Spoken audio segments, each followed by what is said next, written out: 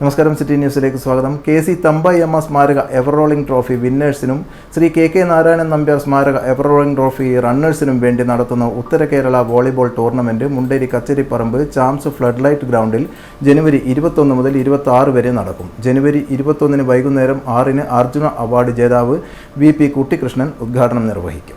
Major mini വോളിയിൽ ഉത്തര കേരളത്തിലെ പ്രമുഖ ടീമുകൾ പങ്കെടുക്കും. 26 രജിസ്ട്രേഷൻ പുരാവസ്തു വകുപ്പ് മന്ത്രി രാമചന്ദ്രൻ കടന്നപ്പള്ളി സമ്മാനദാനം നിർവഹിക്കും.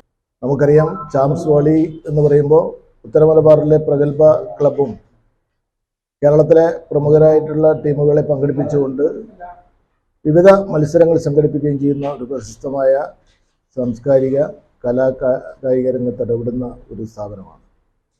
അവരുടെ ഈ വർഷത്തെ പരിപാടി എന്ന് പറയുമ്പോൾ 21 മുതൽ ആരംഭിച്ച് 26 എന്ന് പറയുമ്പോൾ നമ്മുടെ ഉത്തര മലബാറിനകത്തെ പ്രഗത്ഭരായ ക്ലബ്ബുകളെ പങ്കെടുപ്പിച്ചുകൊണ്ടും അതുപോലെ തന്നെ പ്രാദേശികമായിട്ടുള്ള ടീമുകളെ പങ്കെടുപ്പിച്ചുകൊണ്ട് മേജർ ടീമുകളെന്നും മിനി ടീമുകളെന്നും പറഞ്ഞുകൊണ്ട് 2 മത്സരങ്ങൾ സംഘടിപ്പിക്കുകയാണ്.